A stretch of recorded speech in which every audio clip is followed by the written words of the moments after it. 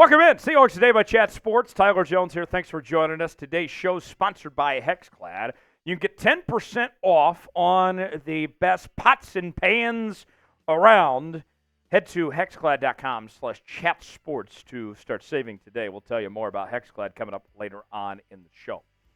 On this edition of the program, I have four individuals within the Seahawks organization who have a very, very hot seat right now heading into the final stretch of 2023. We'll tell you who those are coming up in just a matter of moments.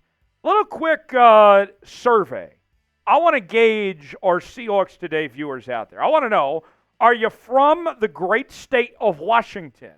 If you are, spam W in the comments section. If you're from somewhere else, and that's great too, let us know where you are from. Just a little fan survey. Shout out where you're from in the comments section. Let us know. Hot seat candidate number one. Got to start with the quarterback, Geno Smith. It hasn't been the year that we wanted to see from Geno Smith in 2023. It has been a step backwards from the quarterback that we saw last year. Not all necessarily his fault either. The offensive line has struggled for much of this year.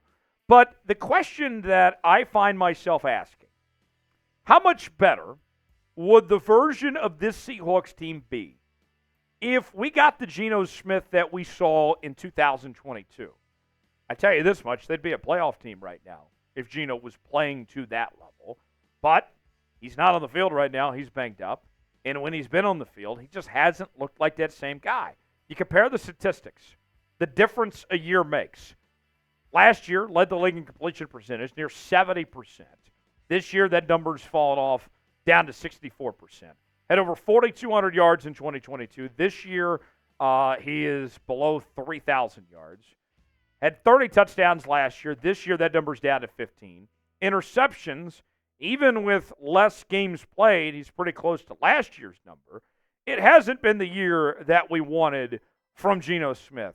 And here's the other thing that I think about when it comes to this quarterback situation in Seattle that is a harsh reality of sorts for this Seahawks team, is that what we've seen from Drew Lock in the start that he had against San Francisco and the playing time that he had prior to that, filling in for Geno Smith, he hasn't looked much worse than Geno Smith has. There hasn't been a huge drop-off of some sorts. You look at Drew Lock's numbers, 2 touchdowns, 2 interceptions, 60% completion percentage. It begs the question, what are these Seahawks paying for? If Geno is not going to be much better than Drew Lock, then what are they getting out of Geno? How could that money be spent elsewhere? So, that begs the question, should the Seahawks bring Geno Smith back next year or not? I personally lean towards going and getting a young new quarterback through the draft. But what do you think? Does Geno deserve one more shot? Y for yes, N for no. Our pinned comment today. Weigh in that comment section. Let us know what you think. Let me tell you about today's sponsor. That is Hexclad. Are you ready to rock your holiday cooking game this season? Look no further than Hexclad, the revolutionary cookware brand that's changing the way we cook during the most wonderful time of the year.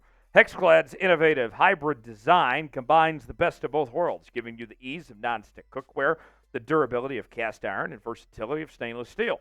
This means you can confidently crush your holiday feast without spending the rest of the week on dishes, and they make for fantastic gifts for the home chef in your life. To spread holiday cheer, Hexclad is giving our viewers 10% off your order with our exclusive link.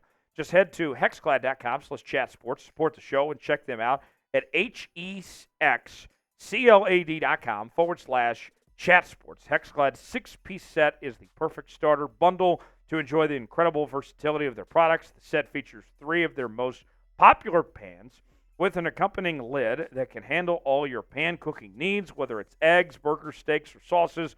Your kitchen will never be the same. Hexclad truly checks every single box when it comes to picking your cookware.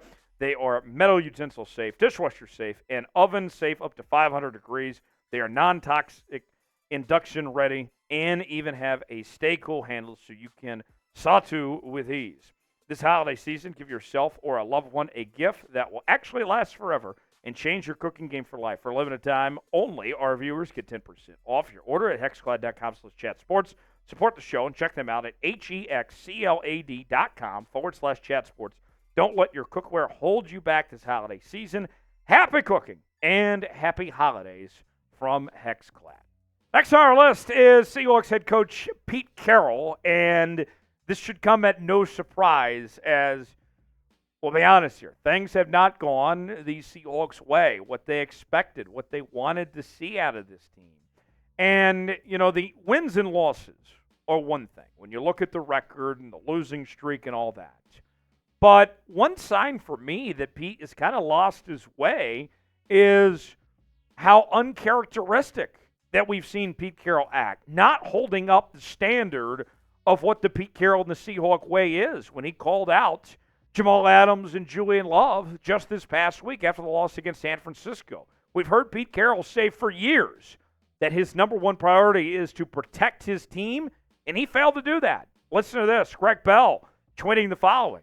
Pete Carroll on Seattle Sports Radio doubles down, saying, again, it's the Seahawks players not executing what they are being coached on defense. Mentions Jamal Adams by name on the Deebo Samuel long touchdown, Julian Love on the Kittle long touchdown by situation.